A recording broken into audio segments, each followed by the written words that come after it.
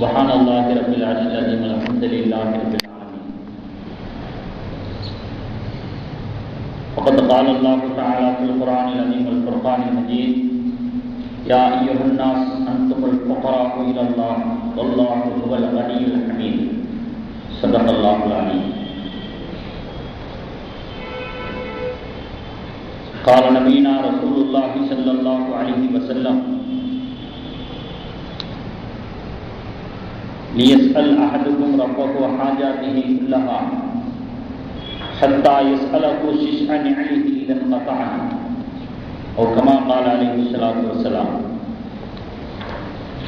நிறையுடைய வாழ்வழித்து நெடுநிலத்தை காப்பதற்கு மறையளித்த இறைவனுக்கே மாபெரும் புகழனைத்தும் சத்திய தூதரான் நபிகள் நாயகம் ஸல்லல்லாஹு அலைஹி வஸல்லம் அவர்களின் மீதும் அவர்களின் வழிவாழ்ந்த சத்திய சஹாபா பெருமக்கள் மீதும் நம் அனைத்து நல்லடியார்களின் மீதும் ஏக வல்லோனின் சாந்தியும் சமாதானமும் என்றென்றும் நின்று நிலவட்டுமாக. கண்ணியத்திற்குரிய இஸ்லாமிய பெரியோர்களே, சகோதரர்களே, 71வது அத்தியாயம் 10வது வசனத்திலே அல்லாஹு ஜல்ல ஜலாலஹு திக்ரை பற்றி, துஆவை பற்றி நிறைய வசனங்களிலே சொல்லியிருக்கிறான். அதில் இது ஒன்று. ஃபகுல்து அஸ்தக்ஃபிரு ரப்பக்கும் இன்னஹு கான கஃபாரா. உங்களுடைய ரப்பிடத்திலே பிழைபொறுக்க தேடுங்கள், அவன் மிக பெரும் மன்னிப்பாளனாக இருக்கிறான். யுர்சிலி ஸமா அலைக்கும் மிதராரா. அப்படி நீங்கள் செய்தால் அல்லாஹு ஜல்ல ஜலாலஹு வானத்திலிருந்து உங்களுக்கு மழையை இறக்குவான். வயும்திதுக்கும் பிஅம்வாலி வ பனீன். சந்ததிகளை தருவான், செல்வங்களை தருவான். வயஜஅல லக்கும் ஜன்னாத் வயஜஅல் லக்கும் ஜன்னாத்.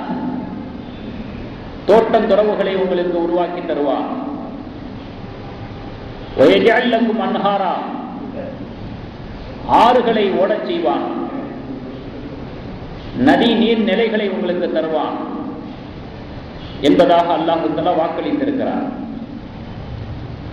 இந்த வசனத்தை பார்க்கிற பொழுது ஏதோ அல்லாஹு ஜல்ல ஜலாலஹு படைப்புகளை படைத்தான், படைப்பினங்களை படைத்தான், இவைகளையெல்லாம் படைத்து முடித்துவிட்டு இதற்கு மேல் எனக்கு எதுவும் சம்பந்தமில்லை என்பது போல ஒரு தானியங்கி இயந்திரமாக அப்படியே விட்டுவிட்டு ஒய்யாரத்திலே உட்கார்ந்து கொண்டு இனி எந்த விஷயத்திலையும் நான் மூக்க நுழைக்க மாட்டேன் என்பது போல அல்லாஹு தஆலா ஒதுங்கி விடுவதை போல இல்லை. எல்லாவற்றையும் படைத்தவன் உற்று நோக்கி கொண்டிருக்கிறான். ஒவ்வொரு அசைவுகளையும் பார்த்து கொண்டிருக்கிறான். யானையிலிருந்து எறும்பு வரை அதனுடைய தேவைகள் எல்லாம் என்னென்ன என்பதை அறிந்து ஆராய்ந்து நிறைவு செய்து தந்து கொண்டிருக்கிறான், நிறைவேற்றிக் கொண்டிருக்கிறான். ஒவ்வொருத்தருடைய அபய குரலை அல்லாஹ் தஆலா கேட்டுக் கொண்டிருக்கிறான். எல்லாவற்றையும் படைத்து முடித்ததோடு என்னுடைய வேலை முடிந்து விட்டது என்பதாக அல்லாஹ் தஆலா ஒதுங்கிவிடவில்லை, ஓரமாகிவிடவில்லை. அனைத்திலேயும் கவனம் செலுத்திக் கொண்டிருக்கிறான், கண்காணித்துக் கொண்டிருக்கிறான் என்பதைத்தான் இந்த வசனம் நமக்கு எடுத்து காட்டக்கூடியதாக இருக்கிறது. இன்னொரு வசனத்தில் அல்லாஹ் சொல்லுகிறான், அல்லாஹ்விடத்திலே நாம் எல்லாம் துஆ செய்யக்கூடியவர்களாக இருக்கிறோம். அதை பற்றி அல்லாஹ் தஆலா திருமறையிலே சொல்லுகிற பொழுது 35வது அத்தியாயம் 15வது வசனத்திலே யா அய்யுஹன் நாசு அன்துமுல் ஃபுகராஉ இலல்லாஹ்.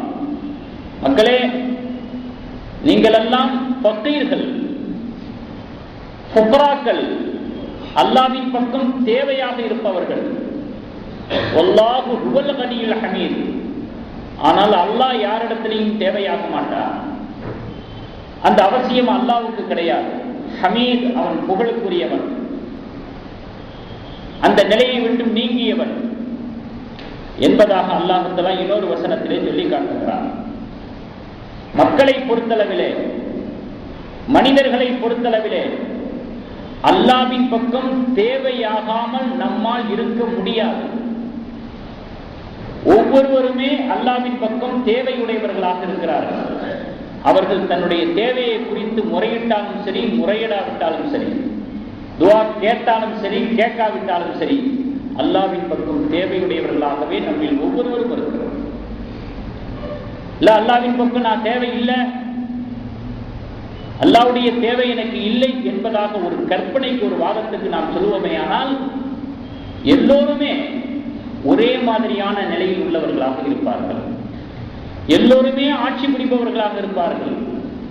எல்லோருமே செல்வத்திலே சீமான்தாரிகளாக இருப்பார்கள். எல்லோருமே உயர் பதவியை வகிக்கக்கூடியவர்களாக இருப்பார்கள். எல்லாருடைய மக்களுடைய படித்தரங்களும் தராதரங்களும் ஒரே மாதிரியாக இருக்கும், ஒரே நிலையில் இருக்கும். ஆனால் அப்படி இல்லை. அந்த மாதிரி மக்களுடைய நிலை இல்லை என்பதை கவனித்தே ஆதாரமாக சொல்ல முடியும், அல்லாஹ் தான் நம்மை ஆட்டி படைத்துக் கொண்டிருக்கிறான், அவனிடத்திலே நாம் தேவையுடையவர்களாக இருக்கிறோம் என்பதற்கு இதுதான் ஆதாரமாக இருக்கிறது. நம்முடைய அறிவுக்கப்பட்டவரை, அனுபவத்தில் பார்க்கிறவரை இதுதான் ஆதாரமாக இருக்கிறது. நம்மில் ஒவ்வொருவரும் அல்லாஹ்விடத்திலே தேவையுடையவர்களாக இருக்கிறோம்.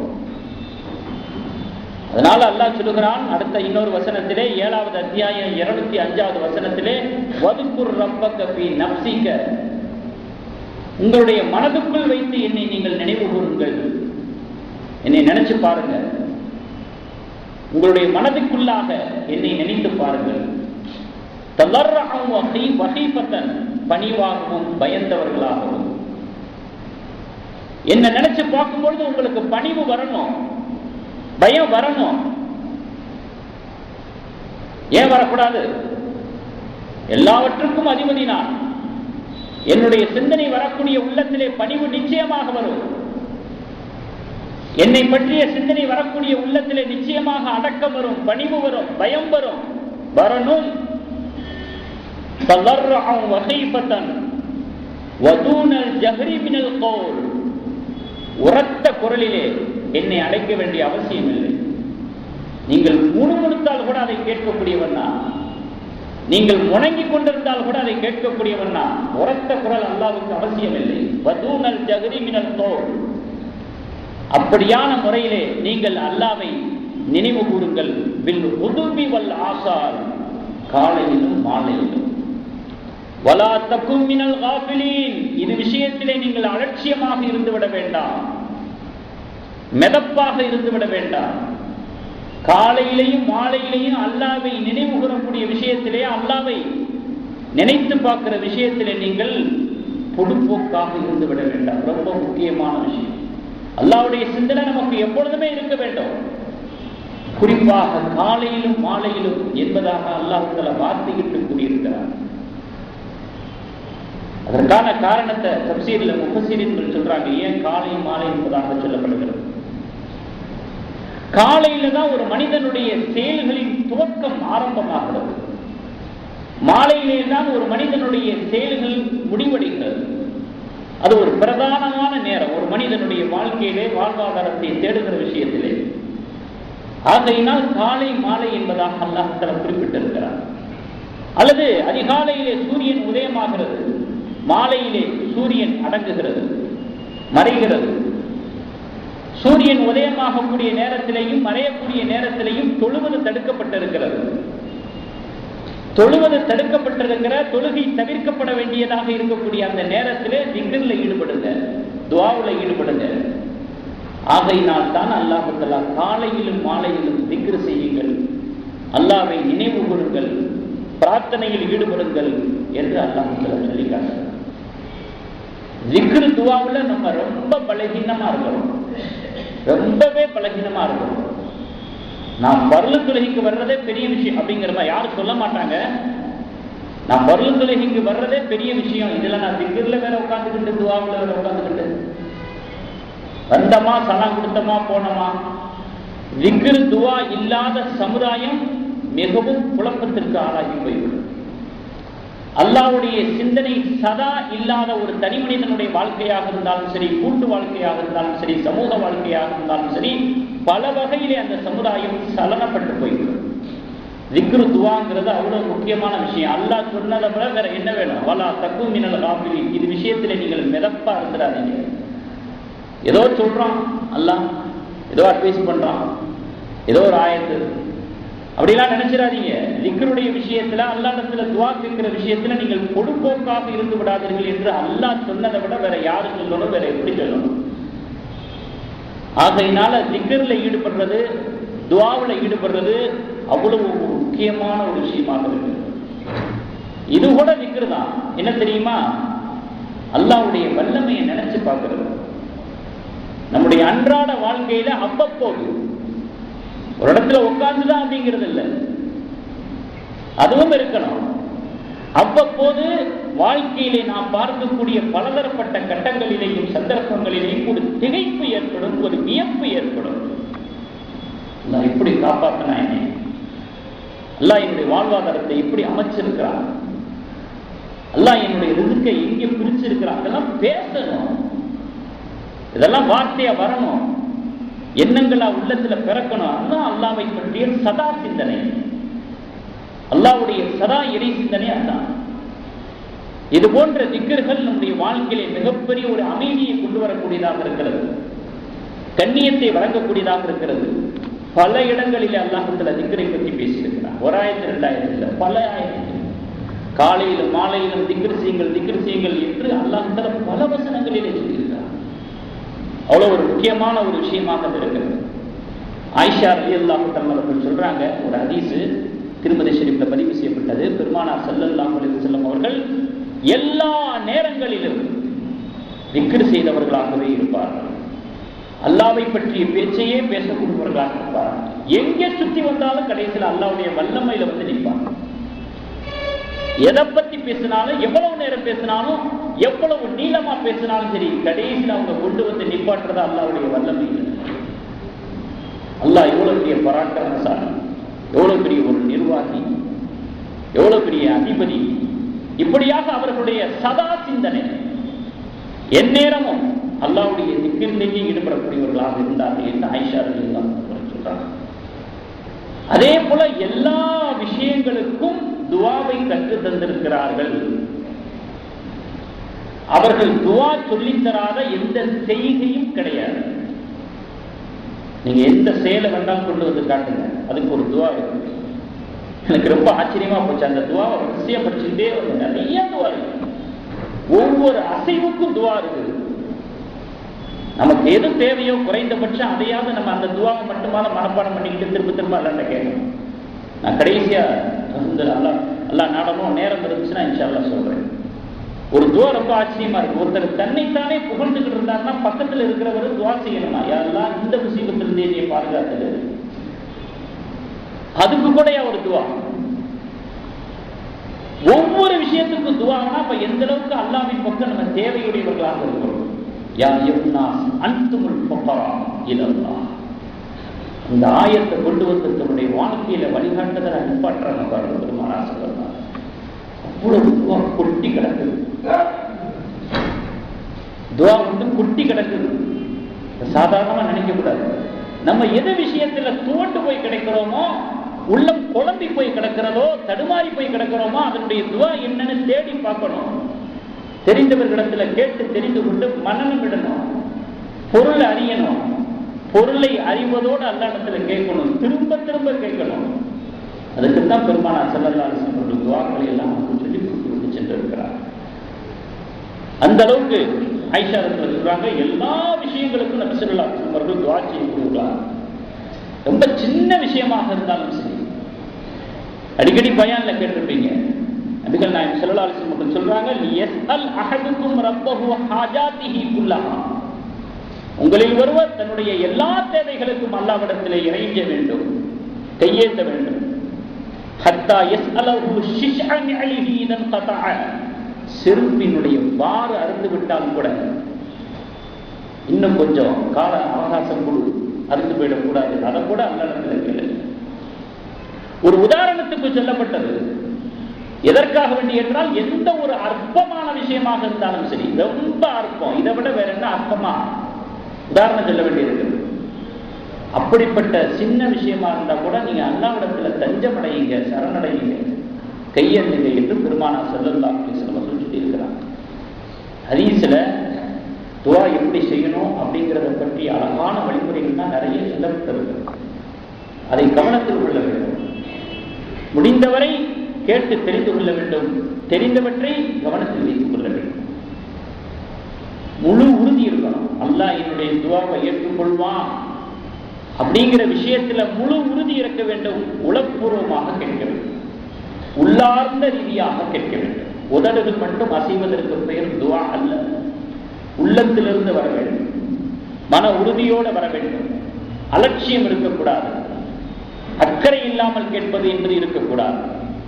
அலட்சியமாக கேட்டாலோ அக்கறை இல்லாமல் கேட்டாலோ அந்த துவா ஏற்றுக்கொள்ளப்படுவதில்லை என்று பெருமானார் ஸல்லல்லாஹு அலைஹி வஸல்லம் அவர்கள் சொல்லியிருக்கிறாங்க. திருமதி ஷரீஃபில் பதிவு செய்யப்பட்டது. நடுங்கிய உள்ளமாக இருக்க வேண்டும். துவா கேட்கும் பொழுது அல்லாஹ்வுக்கு அச்சப்பட்ட உள்ளமாக கேட்கும். யார் யாருக்கெல்லாம் பயப்படுறோம்?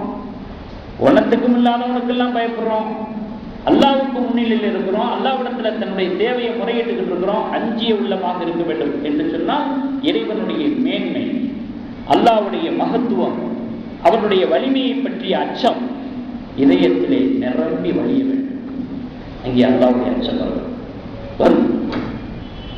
அதை பற்றிய உணர்வுகள் எல்லாம் நம்மிடத்திலே மேலோங்கி நிற்க வேண்டும். புறத்தோற்றம் அல்லாஹ்வுடைய அச்சத்தை வெளிப்படுத்தக்கூடியதாக இருக்க வேண்டும். தலையை கவிழ்ந்து பார்வையை தாழ்த்தி அல்லாஹ்விடத்தில் மிக்க பணிவோடு கேட்க வேண்டும். குரலை தாழ்த்தி கேட்க வேண்டும். கண்கள் ஈரப்பட வேண்டும்.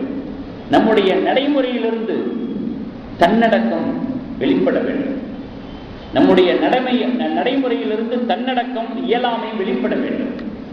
நாம் எதற்கும் லாயக்கு இல்லாதவன், நாம் எந்த ஒரு சக்தியும் இல்லாதவன், நிராகதியா இருக்கிறேன், நிராயுதபாணியா இருக்கிறேன் என்பதை போன்ற ஒரு தோற்றங்களோடு உள்ளத்தினுடைய எண்ணப்பாடுகளோடு அல்லாஹ்விடத்தில் இறைஞ்சும் பொழுது அல்லாஹ் எவ்வளவு பெரிய கருணையாளர், எவ்வளவு பெரிய கிருபையாளர். ஷைத்தான் கிட்ட துவாவே கபூலாக்குனவன் அல்லாஹ். இந்த உலகம் அழிகிற வரைக்கும் எனக்கு கால அவகாசம் கொடுன்னு கேட்டான். சரி தொலைஞ்சு போன்ட்டான் அல்லாஹ். ஷைத்தான் கேட்டதையே தந்தவன் அல்லாஹ். நம்ம கேட்டதை தர மாட்டானா? அவனுடைய கஜானாவை இழுத்து கூட்டிடுவானா என்ன? அந்த கேட்கக்கூடிய அந்த முறைப்பாடுல தான் நம்ம புரட்ட வரணும். துடிக்கிறோம், தவிக்கிறோம், எப்படி கேட்கணும் அப்படிங்கிறதுக்கான அந்த முறைப்பாடுகள் இருக்கு பாருங்க, முறைமைகள் இருக்கு பாருங்க. அதுலதான் நம்ம சிரத்தை எடுத்துக்கொள்வதில்லை. அதை கேட்டு தெரிஞ்சு வச்சுக்கிறோம் அப்படிங்கிறதுல நம்ம சிரத்தை எடுத்துக்கொள்வதில்லை. ஒரு சஹாபி அவர்கள் கிராமவாசி தொழுதுகிட்டு இருந்தார். தாடியோட விளையாண்டுகிட்டு இருந்தார். தொழுதுகிட்டு இருக்கும்போது அப்படியே தாடியை பிடிச்சி அப்படி தாடியோடு விளையாடுறது பார்த்த பெருமானார் ஸல்லல்லாஹு அலைஹி வஸல்லம் சொல்றாங்க, அவருடைய உள்ளத்துல இரையச்சம் இருந்திருந்தால் அது உடலின் மீது பட்டு இருக்கும், அது வெளிப்பட்டு இருக்கும், இப்படி இருக்க மாட்டாரு என்று பெருமானார் ஸல்லல்லாஹு அலைஹி வஸல்லம் அவர்கள் அவர் தொழுதுகிட்டு இருந்த காட்சியை பார்த்து நபி ஸல்லல்லாஹு அலைஹி வஸல்லம் சொன்னார். அது மாதிரி நம்முடைய எண்ணங்கள் ஒன்று செயல் ஒன்றாக இருக்கக்கூடாது. நம்ம கேட்கறது யாரிடத்துல கேட்கிறோம்? அல்லாஹ்விடத்துல கேட்கிறோம். அதற்கேற்றார் போல நம்முடைய எண்ணங்களையும் தோற்றங்களையும் அமைத்துக் கொள்ள வேண்டும். ஒரு கருத்தோட்டத்தை நம்முடைய உள்ளத்துக்குள் உருவாக்கி வைத்திருக்க வேண்டும். என்ன கருத்தோட்டம்? நான் வலிமையற்ற சக்தியற்ற ஒரு யாசகன், நான் ஒரு யாசகன், அல்லாஹ்வுக்கு முன்பாக நான் ஒரு யாசகன், வறியவன், அவருடைய வாசப்படியில வந்து நிற்கிறேன், அல்லாஹ்வுடைய வாசப்படியில வந்து நான் நிற்கிறேன். இவன் துரத்தி விட்டால் வேறு புகலிடம் எனக்கு கிடையாது. இவன் துரத்தி விட்டுட்டானா, இல்லைன்னு சொல்லிட்டானா, வேறு உதவி செய்யக்கூடியவர்கள், வேறு புகலிடம் தருபவர்கள் யாரும் கிடையாது. என்னுடையது என்று சொல்வதற்கு என்னிடத்தில் எதுவும் கிடையாது. என்னிடத்தில் இருக்கக்கூடிய எல்லாமே அவனால் தரப்பட்டது, கொடுக்கப்பட்டது. அவன்தான் எல்லாம் வழங்கினான்.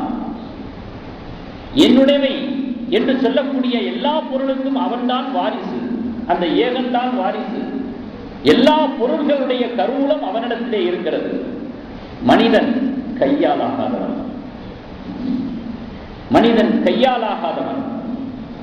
அவனுக்கு முன்பாக நான் சரணடைந்து விட்டேன், தஞ்சம் அடைந்து விட்டேன். இது ஒரு உதாரணத்துக்கு சொல்றது. அவங்களுடைய ஈமானுக்கு தகுந்தது மாதிரி எண்ணங்கள் வரும். இப்படித்தான் வரணும், இப்படித்தான் அப்படிங்கிறது இல்லை. இது ஒரு உதாரணத்துக்கு சொல்லப்படக்கூடியது. ஒவ்வொருத்தங்களுடைய ஈமானுடைய உத்வேகத்துக்கு தகுந்தது மாதிரி சில எண்ணங்கள் ஏற்படும். அதை நபிகள் நாயகம் ஸல்லல்லாஹு அலைஹி வஸல்லம் அவர்கள் வரவேற்றிருக்கிறார். அதை பற்றி ஒரு நீளமான ஒரு துவாவை நான் எடுத்து சொல்றேன். நபி ஸல்லல்லாஹு அலைஹி வஸல்லம் அவர்கள் அதை வரவேற்றிருக்கிறார். அந்த அடிப்படையில் அல்லாஹ்வுடைய புகழுடைய உச்சத்தை உள்ளத்துல கொண்டு வந்து நிப்பாட்டும். அல்லாஹ் மிகப்பெரியவர். அந்த மாதிரி உள்ளத்தோட கேட்கிறத அல்லாஹ் விரும்புகிறாங்க, அல்லாஹ் எதிர்பார்க்கிறான்.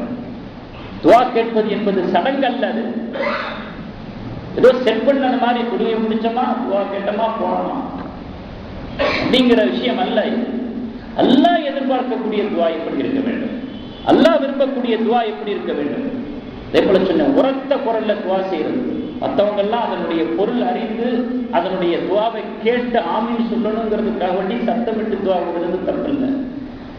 அதே போல தனிமையில் இருக்கிறோம், யாருமே இல்லை, வெறுமையா நம்ம மட்டும்தான் இருக்கிறோம், அப்பையும் சத்தம் போட்டு துவா விடுறதுல தப்பு இல்லை.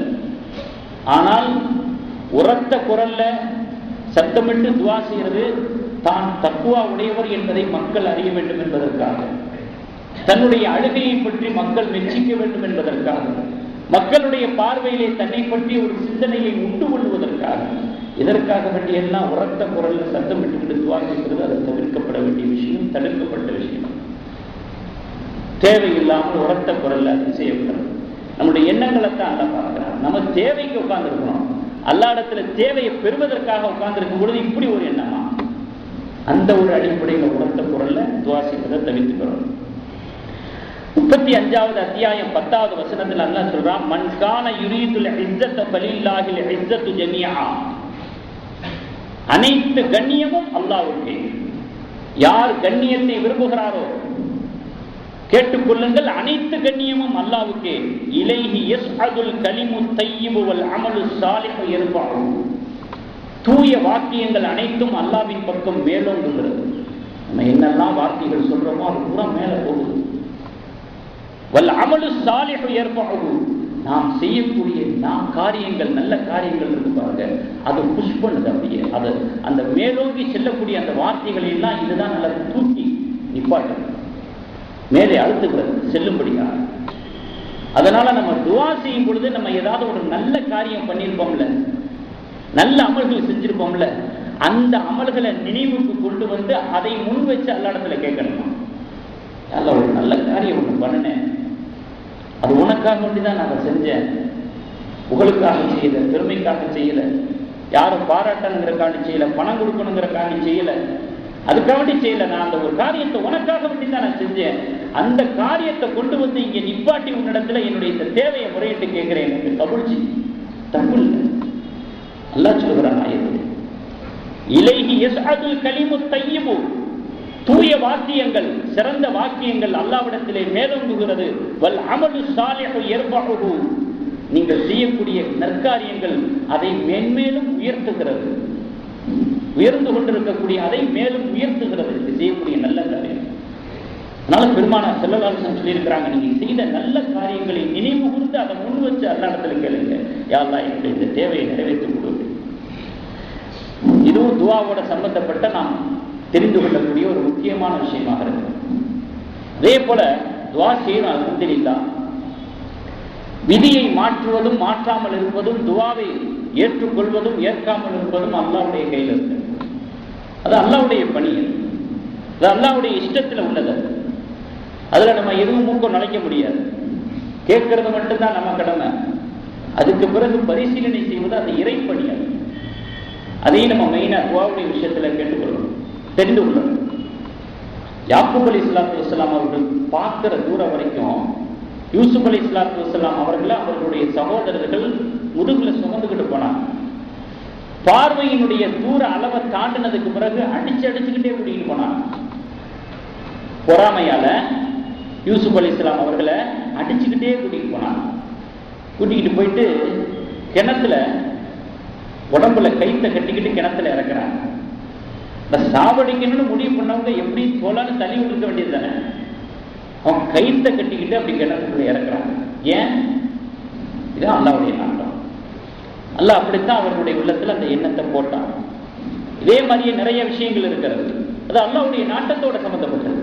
யாரும் எதுவும் நம்ம கேள்வி கேட்க முடியாது. அதே போல கிணத்துல விழுகிறதுக்கு முன்னால ஜிப்ரீல் இஸ்லாம் அவர்கள் வந்தாங்க, காப்பாத்தினாங்க. ஜிப்ரீல் இஸ்லாம் அவர்கள் பாதுகாப்பு பெற்றவர்கள், அல்லாஹ்வுடைய உத்தரவோட பாதுகாப்பு வழங்குறாங்க. ஏன் அதே ஜிப்ரீல் இஸ்லாத்து வஸ்ஸலாம் அவர்களை வச்சே கிணத்திலிருந்து மறுபடியும் யூசுப் அலைஹிஸ்ஸலாம் அவர்களை மேல கொண்டு வந்து விடலாம் இல்லையா? ஜெயிலையே ஜிப்ரீல் இஸ்லாம் கொண்டு வந்து அந்த கிணத்திலிருந்து அப்படி மேல தூக்கிட்டு வந்து தரையில் நிப்பாட்டினாங்க. இல்ல, பத்ர் போர்ல அல்லாஹ் தஆலா மலக்குமார்களை களத்துல இறக்கி வேலை வாங்கி வெற்றியை தேடி தந்தான். சஹாபாக்களோட சஹாபாக்களா மலக்குமார்களும் சேர்ந்து போர் செய்யறாங்க, இஸ்லாமியர்களுக்கு வெற்றி கிடைக்குது. தாயிப் நகரத்துல பெருமானார் ஸல்லல்லாஹு அலைஹி வஸல்லம் அவர்கள் கல்லடிப்பட்டு காயப்பட்டு உடம்புல ரத்தம் ஓடிச்சே, அதை தடுத்திருக்கலாமே. மலக்குமார்களை வச்சு ஜிப்ரீல் அலைஹிஸ்ஸலாம் அவர்களை வச்சு எல்லாம் செய்யலையே. யூனுஸ் அலைஹிஸ்ஸலாத்து வஸ்ஸலாம் அவர்கள் மீனுடைய வயிற்றுக்குள்ள இருந்து தண்டனை அனுபவிச்சாங்க. அந்த தண்டனைக்கு எது காரணமாக இருந்துச்சோ அது அவங்களுடைய வாழ்க்கையில குறுக்கிடாம அல்லாஹ் காப்பாத்திருக்கலாம் இல்லையா? ஏன் அப்படி செய்யல? இப்படியாக நிறைய விஷயங்கள் ஆதம் அலைஹிஸ்ஸலாம் அவர்கள் ஆரம்பிச்சு இன்றைய காலம் வரைக்கும் முடிவு காலம் வரைக்கும் சொல்லிக்கிட்டே இருக்கலாம். இது அல்லாஹ்வுடைய நாட்டத்தோட சம்பந்தப்பட்டது. அதுல என்ன ரகசியம் இருக்குங்கிறது அது யாருக்கு தெரியாது. அல்லாஹ்வுடைய இஷ்டத்தோட அல்லாஹ்வுடைய இறைப்பணியோட சம்பந்தப்பட்ட விஷயம் அது. அல்லாஹ் அதுல ஏதாவது பாடங்களை வச்சிருக்கலாம், படிப்பனைகளை வச்சிருக்கலாம். புடம் போடுகிற பொழுதுதான் தங்கத்துல மதிப்பு ஏற்படுகிறது. அதனுடைய அடிப்படையில் நிறைய பாடங்களை படிப்பனைகள் அல்லாஹ்வுடைய இதுல நமக்கு வச்சிருக்கலாம். அது மாதிரி நாம துவா செய்யறோம்னா அல்லாஹ்வுடைய துவா கேட்க சொல்லி இருக்கிறான், குர்ஆன்லயே சொல்லி இருக்கிறான். துவா கேட்கிறோம், நம்ம நினைச்ச மாதிரி நடக்கல அப்படிங்கிறதுக்காக வேண்டி துவாவையே விட்டுறது அது ஈமானுடைய அறிவாக ஆகாது. கடையை திறந்தோம், துவா செஞ்சோம், திக்ரு செஞ்சோம், தொழுதோம், எல்லா விதமான நன்றி கடமைகளையும் செஞ்சு ஒரு கடையை ஆரம்பிச்சோம் அல்லது வீடு கூடி போனோம். அந்த கடைக்கு நம்ம எதிர்பார்த்த மாதிரி லாபம் கிடைக்கல, கடையை போடுற மாதிரி வந்துருச்சு. அந்த வீட்டுக்கு போன பிறகு சரியா வரல, அதுக்காக இனிமே நான் துவாவே ஓத மாட்டேன் அப்படிங்கிற ஒரு முடிவுக்கு வரலதா? அப்படி கிடையாது. துவா கேட்கிறது நம்முடைய கடமை. நாம் அல்லாஹ்விடத்திலே தேவையுடையவர்களாக இருக்கிறோம். கபூல் செய்யறதை பற்றி அது அல்லாஹ்விடத்திலே நாம் ஒப்படைத்து விட வேண்டும். அல்லாஹ்வுடைய தயவோடு சம்பந்தப்பட்ட விஷயம். இப்படித்தான் ஈமான் கொண்ட உள்ளம் விளங்க வேண்டும் என்பதாக நமக்கு பெருமானார் ஸல்லல்லாஹு அலைஹி வஸல்லம் அவர்கள் சொல்லி தந்திருக்கிறார். யூசுப் அலைஹிஸ்ஸலாத்து வஸ்ஸலாம் அவர்கள் கிணற்றிலே இருந்து கொண்டு அல்லாஹ்விடத்திலே இறைஞ்சினார், பாதுகாப்பு கேட்டார், காப்பாற்றும்படியாக கூறினார்கள். அல்லாஹ் ஜல்ல ஜலாலுஹு அந்த பாலும் கிணற்றில் இருக்கக்கூடிய அத்தனை விஷப்பூச்சிகளும் பதுங்கி கொண்டன, வெளியில வரல, ஒளிந்து கொண்டன, வெளியே வரல. அப்படி வச்சு அல்லாஹ் பாதுகாத்தான். அந்த ஒரு கொடுமையான ஒரு நிலைமையிலும் கூட அல்லாஹ்வுடைய சிந்தனையை கொண்டு வந்து அல்லாஹ்விடத்துல தான் கேட்டான். இனி இந்த நிலைமைக்கு அல்லாஹ் வச்சுட்டானே அப்படின்னு விரக்தியான சிந்தனை அவர்கள் கொண்டு வரல. யூசுப் அலைஹிஸ்ஸலாம் அவர்களுடைய அந்த துவாவின் மூலமாக அல்லாஹ் தஆலா மலக்குமார்களுக்கு உத்தரவு போட்டான், என்னோட அடியாரை காப்பாத்துங்கன்னு. போட்டி போட்டுக்கிட்டு ஓடி வந்தாங்க. யூசுப் அலைஹிஸ்ஸலாம் அவர்களை சூழ்ந்துக்கிட்டாங்க மலக்குமார், அவர்களுக்கு தேவையான அத்தனை பணிவிடைகளையும் செய்வதற்கு. அதே மாதிரி தான் அல்லாஹ் தஆலா மக்களுடைய துவாவை எதிர்பார்க்கிறான். மக்கள் தன்னிடத்துல கேட்கணும்னு விரும்புறான். தன்னிடத்துல கேட்கிறத விரும்பாதவன் மனிதன், தன்னிடத்துல கேட்காதத தன்னிடத்துல கேட்காம இருக்கிறத விரும்பாதவன் அல்லாஹ். மனிதர்கள் இடத்துல கேட்கணும். ஒரு மனிதன் இன்னொரு இடத்துல கேட்கறத விரும்ப மாட்டான், கேட்கிறதையும் விரும்ப மாட்டான், தன்னிடத்துல பிறர் கேட்கிறதையும் விரும்ப மாட்டான். அல்லாஹ்விடத்துல கேட்கலைன்னா தான் அவன் கோபப்படுவான். மக்களிடத்துல பலதரப்பட்ட நிலைப்பாடுகளை அல்லாஹ்விடத்துல எதிர்பார்க்கிறான். பலதரப்பட்ட அவருடைய அரிசியினுடைய கதவை தட்டக்கூடியதாக இருக்கிறது. ஒவ்வொரு அபய குரல்களும் ஒவ்வொரு தேவையான குரல்களும் சலிப்படையாம கேட்கிற மனிதர் யார்? எல்லாம் ஒன்று நோக்கிறான். ஏக்கத்தோட கேட்கிறவன் யார்? உருக்கத்தோட கேட்கிறவன் யார்? இறை அச்சத்தோட கேட்கிறவன் யார்? தொடர்ந்து கேட்டுக்கிட்டே இருக்கிறவன் யார்? விரக்தி அடையாம கேட்கிறவன் யார்? எல்லாவற்றையும் அல்லாஹ் கவனித்துக் கொண்டிருக்கிறார். மரியம் அலைஹிஸ்ஸலாம் அவர்களுடைய தகப்பனார் இம்ரான் வயது 120, அவர்களுடைய தாயாருக்கு 100 வயது, குழந்தை பாக்கியம் இல்லை. கணவருக்கு 120, தாயாருக்கு மனைவிக்கு 100 வயசு. ஒரு ஓரமா போய்கிட்டு இருக்கிறாங்க. அப்போ ஒரு பறவை தனக்கு தேவையான இலைகளை எல்லாம் எடுத்துக்கிட்டு கூட்டுக்கு வருது. அது கட்டி வச்சிருக்கிற கூட்டுக்கு வருது. அந்த அடக்கி வச்சிருக்கக்கூடிய இறைகளை எல்லாம் பருக்கைகளை எல்லாம் தன்னுடைய குஞ்சுக்கு கொடுத்து ஊட்டுது, கட்டி கட்டி ஊட்டுது. அது அப்படியே உள்வாங்கிக்கிறது குஞ்சு. இந்த காட்சியை பார்க்கிறாங்க. இந்த காட்சியை பார்த்த உடனே அவர்களுக்குள்ளாக ஒரு விதமான ஒரு பெருமூச்சு வருகிறது, ஏக்க பெருமூச்சு. இந்த மாதிரி கொஞ்சி குழாவுறதுக்கு தனக்கு ஒரு குழந்தை இல்லையே, கனத்த இதயத்தோடு அப்படியே ஏங்குறாங்க. ஏங்கி அல்லாஹ்விடத்துல துஆ செய்றாங்க. அதே போல ஜக்கரியா அலைஹிஸ்ஸலாத்து வஸ்ஸலாம் அவர்கள் வயதான காலகட்டத்திலேயும் தனக்கான ஒரு சந்ததியை கேட்டு துஆ செய்கிறார்கள். ரப்பி ஹப்லி மின் லதுன்க துர்ரியத்தன் தய்யிபா, சாலிஹான ஒரு நல்ல குழந்தையை எனக்கு நீ வழங்க வேண்டும். அல்லாஹ் தஆலா குழந்தை பாக்கியத்தை கொடுத்தான். ஜக்கரியா அலைஹிஸ்ஸலாம் அவர்களுக்கு யஹ்யா அலைஹிஸ்ஸலாம் அவர்கள் கொடுத்தான். அந்த இம்ரான் என்பவர்களுடைய தாயார் அந்த மனைவிக்கு மரியம் அலைஹிஸ்ஸலாம் அவர்கள் அல்லாஹ் தஆலா குழந்தை பாக்கியத்தை கொடுத்தான். அந்த 120 வயசுல 100 வயசுல ஏக்கத்தோட கேட்கிறத அல்லாஹ் விரும்புகிறான், எதிர்பார்ப்போட கேட்கிறத அல்லாஹ் விரும்புகிறான். உள்ளம் நொந்து போய் கேட்கிறத அல்லாஹ் விரும்பான். கவலைப்பட்ட உள்ளத்தை அல்லாஹ் நேசிக்கிறான். உடைஞ்சு போன உள்ளத்தை அல்லாஹ் விரும்புறான். பெருமானார் ஸல்லல்லாஹு அலைஹி வஸல்லம் அவர்கள் சொன்ன விஷயங்கள் ஹாஜா முஹையீன் சிஷ்தி ரஹ்மத்துல்லாஹி அலைஹி இறைநேசர்களுடைய வரலாற்றில் உள்ள விஷயம். அவர்கள் போன வழிகள் எல்லாம் தாவாவுடைய வேலையை செஞ்சு கிட்டத்தட்ட ஒரு 10,000 பேர் இஸ்லாத்தை தழுவிருக்கிறாங்க. பல நாட்களுக்கு பிறகு வீடு திரும்புறாங்க. தன்னுடைய தாயார் இடத்துல சொல்றாங்க, நான் போன இடத்துல தாவா செஞ்ச இடத்துல 10,000 பேர் இஸ்லாத்தை தழுவுனாங்க அப்படிங்கிற விஷயத்த சொல்றாங்க. அப்ப அந்த அம்மையார் சொல்றாங்க, அதுல 5,000 பேர் இஸ்லாத்தை தழுவதனுடைய நன்மை இன்னைய சாரும் அப்படின்றாங்க. அதுல பாதி நன்மை எனக்கு. உடனே ஒரு செல்லமா தன்னுடைய தாயார் இடத்துல ஒரு செல்ல சண்டை செல்லமா கேட்கிறாங்க, அம்மையார் அவர்களே, தாயார் அவர்களே, நான் அவ்வளவு கஷ்டப்பட்டு மேடு பள்ளம் வெயில் மழை இரவு பகல் கஷ்டப்பட்டு நான் அத்தனை பேர்களுக்கும் நான் ஒரு தாவா கொடுத்து அவங்க இஸ்லாத்தை வரவழைச்சு இவ்வளவு உழைப்பு செஞ்சிருக்கிறேன்.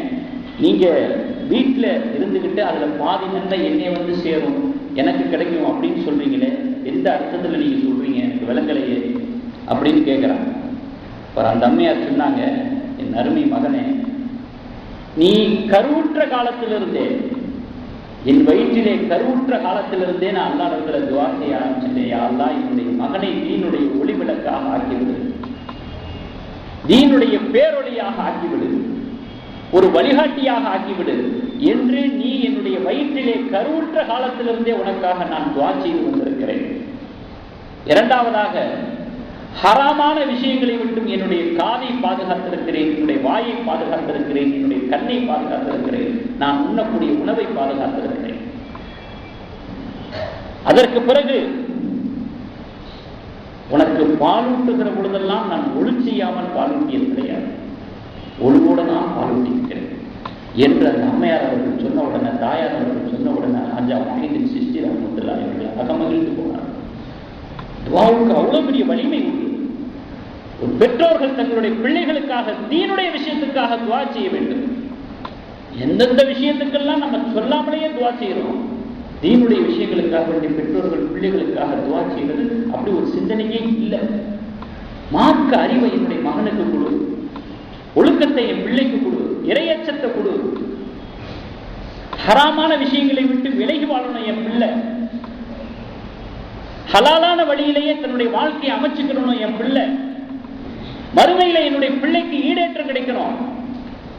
இப்ப எப்படி நாங்க ஒரு குடும்பமா இருக்கிறோமோ இதே மாதிரி இந்த குடும்பத்தோடயே நாங்க சொர்க்கத்துக்குள்ள நுழையணும். யாரையும் பிரிஞ்சிடக்கூடாது. மறுமையை குறித்த வார்த்தைகளாக நம்முடைய பிரார்த்தனையின் வார்த்தைகளை எவ்வளவு பேர் வைத்திருக்கிறோம். சொன்னாங்க, உனக்காக நான் இவ்வளவு துவா செஞ்சிருக்கிறேன். ஆரம்பத்தில் சொன்னேன் இல்லையா, ஒரு சஹாபி துவா செஞ்சாங்க அப்படின்னு. ஒரு கிராமவாசி, ஒரு பாமரர் அந்த துவாவை சொல்றேன். மஸ்ஜித் நபவிக்கு வந்தாங்க ஒரு கிராமவாசி, வந்துட்டு அல்லாஹ்விடத்துல துவா செய்யறாங்க. துவா செய்ய ஆரம்பிச்ச உடனே அல்லாஹ்வை புகழ்றாங்க. பெருமானார் ஸல்லல்லாஹு அலைஹி வஸல்லம் பார்த்துக்கிட்டே இருக்கிறாங்க, அவருடைய வார்த்தைகளை கவனிச்சுக்கிட்டே இருக்கிறாங்க. அவர் என்ன துவா செஞ்சாரு தெரியுங்களா? யாமன் லா தராஹுல் உயூன், கண்களால் பார்க்கப்பட முடியாதவனே, வலா துகாலித்துஹு துனூன், எண்ணங்களால் எட்டப்பட முடியாதவனே, வலா யசிபுகுல் வாசிபூன், எந்த வர்ணனையாலும் வர்ணிக்கப்பட முடியாதவனே, வலா துகையிருகுல் ஹவாதிஸ், காலத்தினுடைய குறுக்கீடுகளுக்கு காலத்தினுடைய குறுக்கீடுகளால் காயப்படாதவனே, வலா யக்ஷத் தவாயிர், காலத்தினுடைய ஆபத்துகளுக்கு அஞ்சாதவனே, யஅலமு மசாகீலல் ஜிபால், மலைகளின் கன எடைகளை அறிந்தவனே, வ மகாயிலல் பிஹார், கடலுடைய கொள்ளளவை அறிந்தவனே, வ அதத கத்ரில் அம்தார், மலையினுடைய துளிகளின் எண்ணிக்கையை அறிந்தவனே, வ அதத வரத்தில் அஸ்ஜார், மரங்களுடைய இலைகளின் எண்ணிக்கையை அறிந்தவனே, வ அதத மா அظلم عليه الليل واشرق عليه النهار, இரவினுடைய இருளிலே ஒளிந்திருக்கக்கூடிய பொருள்கள், பகலுடைய வெளிச்சம் பட்டிருக்கக்கூடிய பல பொருள்களுடைய எண்ணிக்கைகளை எல்லாம் அறிந்தவனே, வலா துவாரி மின்ஹு சமாஉன் சமாஆ, எந்த ஒரு வானமும் மற்றொரு வானத்தை அல்லாஹ்வுக்கு தெரியாமல் மறைத்து விட முடியாது. வலா அருளுன் அருளா, எந்த ஒரு பூமியும் மற்றொரு பூமியை அல்லாஹ்வுக்கு தெரியாமல் மறைத்து விட முடியாது.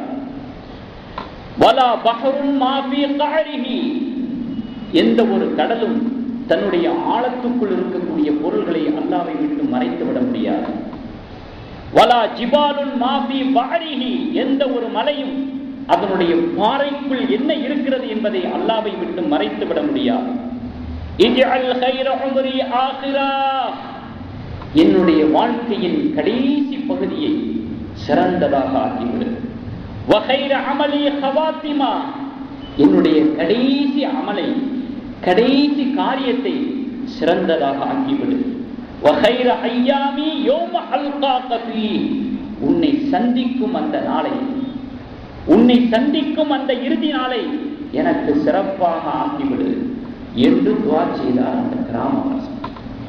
ஒரு கிராமவாசி, ஒரு காட்டரவி, அவருடைய உள்ளத்தில் அல்லாஹ்வை பற்றிய எவ்வளவு மகத்துவம் உள்ளடங்கி இருக்கிறது. இதை பார்த்து கொண்டிருந்த பெருமானார் ஸல்லல்லாஹு அலைஹி வஸல்லம் அவர்கள் அவரை அழையுங்கள் என்று சொன்னார். கிட்டத்தில் வந்தாங்க. தங்க சுரங்கத்திலிருந்து கொஞ்சம் தங்கத்தை எடுத்து அப்படியே பரிசா கையில் கொடுத்தாங்க. நீங்கள் எந்த கோத்திரத்தை சேர்ந்தவர் கேட்டாங்க பெருமானார் ஸல்லல்லாஹு அலைஹி வஸல்லம். நான் பனு ஆமீர் கோத்திரத்தை சார்ந்தவர். நான் ஏன் இந்த பரிசை உங்களுக்கு கொடுத்தேன்னு தெரியுமா அப்படின்னு கேட்டாங்க. அவர் சொன்னாங்க, உறவு முறை அடிப்படையில் கொடுத்தீங்க, நீங்களும் நான் உறவுக்காரங்க, அந்த அடிப்படையில் இப்போ கொடுத்துருக்கிறீங்கன்னு நான் நினைக்கிறேன். இல்லை, உறவு முறையை பேணுவது கடமைதான், ஆனால் நான் அதற்காக வேண்டி கொடுக்கவில்லை. நீங்கள் அல்லாஹ்வை புகழ்ந்தீர்கள் அல்லவா, அந்த வார்த்தைகளுக்கு நான் தந்த பரிசு என்று பெருமானார் ஸல்லல்லாஹு அலைஹி வஸல்லம் சொன்னாங்க. தபரானி ஷரீஃபில் பதிவு செய்யப்பட்ட ஹதீஸ். அல்லாஹ் விரும்புகிறான், அல்லாஹ் விரும்புகிறான், தான் புகழ்பாடப்படுவதை விரும்புகிறான். புகழக்கூடிய வார்த்தைகளால் அல்லாஹ்வை புகழ்வதை அல்லாஹ் விரும்புகிறான். பெருமானார் ஸல்லல்லாஹு அலைஹி வஸல்லம் அவருடைய ஹதீஸ் இதைத்தான் எடுத்து காட்டக்கூடியதாக. ஆகையினால நாம் செய்யக்கூடிய துஆவில் ஆரம்பத்தில் அல்லாஹ்வை புகழணும். அடுத்து பெருமானார் ஸல்லல்லாஹு அலைஹி வஸல்லம் அவர்கள் மீது ஸலவாத் சொல்லணும். அதுக்கு பிறகு நம்முடைய தேவைகளை கொண்டு வந்து நிப்பாட்டணும். இந்த துஆ நல்ல ஒரு தரத்தை பெற வேண்டும் என்று சொன்னால் ஹராமான விஷயங்களை விட்டும் விலகி இருக்க வேண்டும். அப்ப அதுக்குன்னு ஒரு தனி பவர் கிடைக்கும். நான் இப்படித்தான் இருப்பேன், நான் என்னை மாற்றிக்கவே மாட்டேன், ஆனா பிரார்த்தனை கேட்பேன், நான் கேட்டதெல்லாம் கிடைக்கணும். என்ன நியாயம் இது? அதற்கு வருமான பத்திர துவா செய்யுங்க, அதற்கு ஒரு சொத்து வாங்கணும் துவா செய்யுங்க, எனக்கு அது வேணும் இது வேணும், அப்படி ஆகணும் இப்படி ஆகணும், நோவினை தீரணும், எனக்கு கஷ்டங்கள் நீங்கணும், நஷ்டங்கள் நீங்கணும், எல்லாம் சொல்றோம், எல்லாம் நடக்கணும், எல்லாம் கிடைக்கணும். ஆனா நான் என்னைய மாத்திக்க மாட்டேன். நான் வட்டி வாங்கத்தான் செய்வேன், நான் மதி குடிக்கத்தான் செய்வேன், புகைப்பிடிக்கத்தான் செய்வேன், உறவு முறையை துண்டிக்கத்தான் செய்வேன், ஷரியத்துக்கு மாற்றமான எல்லா காரியங்களையும் நான் செஞ்சுக்கிட்டு நான் இப்படித்தான் இருப்பேன். ஆனா நான் கேட்டதெல்லாம் கிடைக்கணும், என்னுடைய துவா படிக்கணும், என்னுடைய ஆசை நிறைவேறணும். என்னையை நான் மாத்திக்கவே மாட்டேன், ஆனா அல்லாஹ்விடத்துல மன்றாடும் போது கிடைக்கணும்னா அது எந்த விதத்துல நியாயம்? ஆகையினால நம்முடைய வாழ்க்கையை அல்லாஹ்வுக்காக கொஞ்சம் மாத்திக்கிறோம் பாருங்க. நம்முடைய லைஃப் ஸ்டைல இன்றைய நவீன கலாச்சாரத்திலிருந்து ஒதுங்கி விலகி ஷரியத்தினுடைய வாசனையோடு கொஞ்சம் மாத்திக்கிறோம் பாருங்க, அது நம்முடைய துவாவுக்கு பவர் கொடுக்கும்.